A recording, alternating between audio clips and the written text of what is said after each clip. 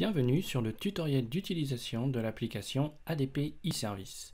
Pour une utilisation optimale de l'application, il est recommandé d'utiliser le navigateur Internet Explorer. L'application ADP eService est compatible avec les solutions mobiles. La page d'accueil d'ADP eService peut contenir jusque 3 sections principales. La première section est dédiée aux tickets ou demandes d'assistance et comprend les liens rapides vers les vues affichant les tickets que j'ai créés, ceux où une action de ma part est requise, et le lien vers l'historique de toutes mes demandes. La deuxième section permet de créer très rapidement une demande d'assistance. La dernière section contient des liens vers d'autres applications ADP. Cliquez sur le lien rapide « Mes tickets » affiche un historique des tickets créés à travers la barre de vue de premier niveau « Tickets » et la barre de vue de deuxième niveau « Mes tickets ».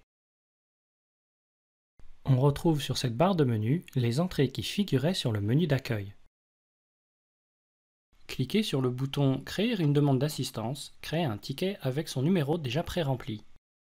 Le champ « Client » désigne, le cas échéant, la société appartenant à un groupe client d'ADP pour laquelle la demande est faite. Il est possible d'appuyer sur le bouton « Requête » et de remplir le champ pays pour sélectionner les sociétés d'un pays spécifique d'un groupe. Cliquez ensuite sur « Exécuter » puis sur le nom du compte choisi. Le champ classification de la demande remplie à correspondant indique que la demande s'adressera au service client d'ADP en charge du compte, alors que correspondant de projet sera utilisé pour une équipe projet ou mise en place, par exemple dans le cas d'un ajout d'une société dans une offre existante. Dans la grande majorité des cas, c'est donc bien la valeur correspondant qui sera sélectionnée. Le type anomalie incident correspond à tout problème de production tel qu'une erreur de calcul dans la paye ou une anomalie dans un virement par exemple. Assistance question correspond à une demande de détails sur une facture ou d'explication sur une règle de calcul par exemple. Changement évolution correspond à une demande hors cadre de la prestation de service du contrat, telle qu'une évolution de paramétrage qui donne lieu à un devis, une demande de mise en production d'une nouvelle offre ou un achat de badges par exemple. Demande de service correspond à une demande dans le périmètre de la prestation qui n'est pas couverte par les autres types, comme par exemple un changement de date fichier. Les champs catégories et sous-catégories sont importants, car les demandes sont envoyées à des équipes différentes à ADP en fonction de ces valeurs. Ainsi, pour éviter un délai dans le traitement des demandes, il convient de sélectionner la valeur appropriée. Ici, je renseigne la catégorie paye et la sous-catégorie réglementaire. Je peux renseigner ici la date souhaitée pour la résolution de la demande côté ADP. Je continue ensuite la saisie du ticket en renseignant le champ objet. Et enfin, je renseigne la description. Et je clique sur Soumettre, ce qui crée le ticket. Vous retrouverez les diverses informations saisies dans le ticket, notamment au niveau des sections de statut, de classification, de demandeur, de date, ainsi que les détails. Il est aussi possible d'ajouter une note en cliquant sur le bouton vert « Ajouter », puis de soumettre la note. Vous avez aussi la possibilité d'ajouter une pièce jointe limitée à 15 mégaoctets en cliquant sur le bouton « Parcourir » ou « Browse », puis sur le bouton « Télécharger », puis sur « Fermer » après avoir reçu le message de confirmation. Si la pièce jointe n'apparaît pas, vous pouvez cliquer sur le bouton « Vérifier chargement ». En cliquant sur le menu de deuxième niveau « Mes tickets », on retrouve bien le ticket créé à l'instant. L'affichage des colonnes est triable et ces colonnes sont aussi repositionnables.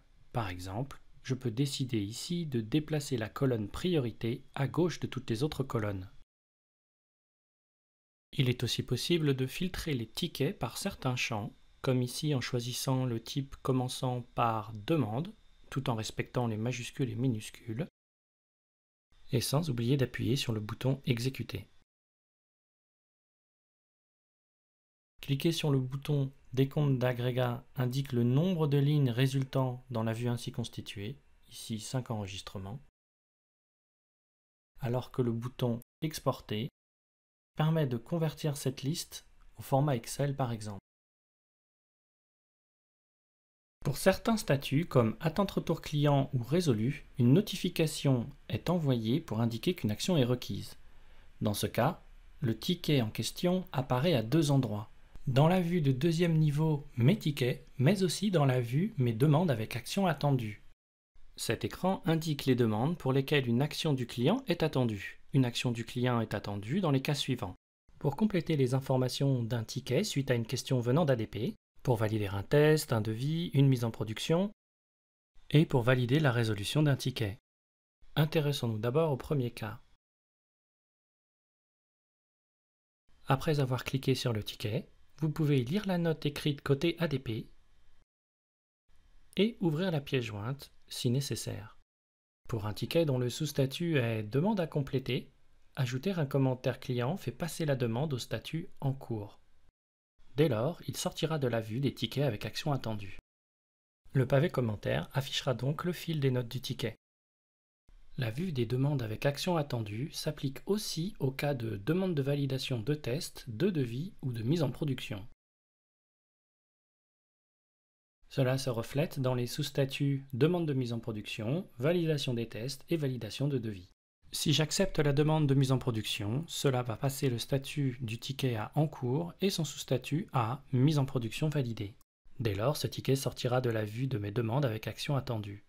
Sur le même principe, en prenant le cas d'une validation des tests non concluante, je cliquerai sur le bouton Renvoyer à ADP et ajouterai les commentaires explicatifs.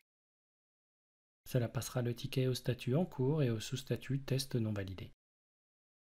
Enfin, le menu Mes demandes avec action attendue affiche les demandes dont le statut est résolu. Cliquez sur le ticket résolu afin de l'ouvrir. Si vous constatez que ce ticket peut être fermé, cliquez alors sur Accepter, puis sur OK, ce qui passera le statut du ticket à fermer et le sortira des demandes avec action attendue. Selon le même principe, si la résolution n'est pas satisfaisante, cliquez alors sur Renvoyer à ADP et remplissez le motif de refus. Puis cliquez sur Soumettre. Cela repassera le ticket à En cours et le sortira des demandes avec action attendue. Pour rappel, les demandes fermées apparaîtront toujours dans le sous-menu Mes tickets avec la date de fermeture. À partir de ce même menu, vous pouvez retrouver les demandes en cours en recherchant le statut, commençant par En cours, puis en appuyant sur Exécuter, ce qui affichera la liste des tickets ainsi filtrés. Via le bouton Requête, vous pouvez effectuer des recherches avancées, par exemple ici par priorité critique et par le statut En cours, puis en cliquant sur Exécuter, cela affichera dans cet exemple un ticket qui répond à l'ensemble des critères. Enfin, le menu Toutes mes demandes permet de filtrer les tickets par société d'un groupe lorsque c'est applicable. Merci d'avoir suivi ce tutoriel et à bientôt.